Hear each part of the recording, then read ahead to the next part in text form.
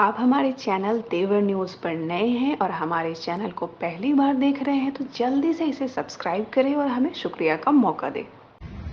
नमस्कार साथियों, दुख की बात यह है कि एक बार फिर खट्टर सरकार भाजपा जजप्पा सरकार ने हरियाणा के युवाओं के भविष्य से खिलवाड़ किया है। हरियाणा के बच्चों के भविष्य को मंडी में बोली लगाकर बेचा है। इस बार नया घोटाला आया है एचपीएससी का, यानी Haryana public services cell counter. HCS के एग्जाम के दो हिस्से होते हैं, एक प्री एग्जाम, एक मेन एग्जाम।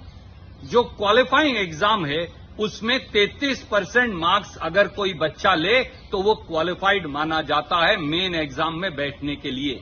पर देखिए भाजपा जजप्पा का पेपर सेट करने का नया तरीका।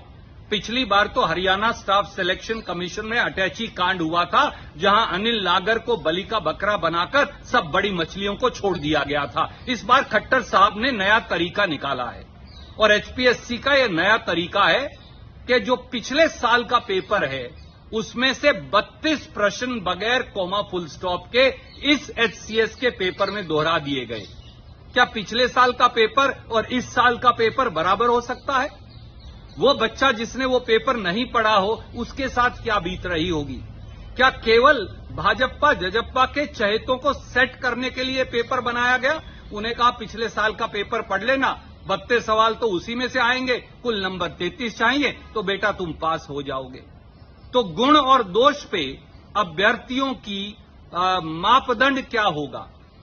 सच बात यह है, कभी पुलिस की भर्तियों में घोटाला, कभी एचसीएस जुडिशियल में घोटाला, कभी क्लर्क और एक्साइज इंस्पेक्टर में घोटाला, कभी अटैची कांड हरियाणा स्टाफ सिलेक्शन कमीशन में, और अब एचसीएस की भर्ती के अंदर सीधे सीधे घोटाला।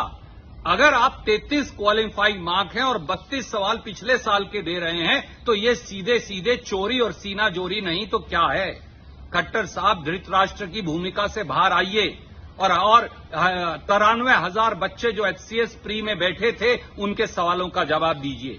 पहला सवाल, आप एचसीएस प्री का पूरा भर्ती प्रक्रिया जो है उसे कैंसिल करिए, क्यों नहीं कर रहे? दूसरा सवाल, हरियाणा पब्लिक सर्विस कमीशन को तुरंत भंग करिए।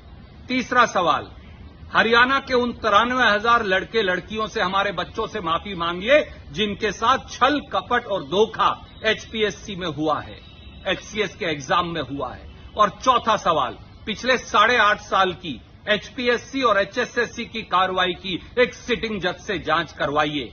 अगर आपने ये नहीं किया तो कर्नाटक के नतीजे आपके सामने हैं। हरियाणा के युवा इकट्ठे होकर आपका भी इसी प्रकार से सफाया कर डालेंगे। यही हरियाणा के नौजवानों की मांग है। जय हिंद।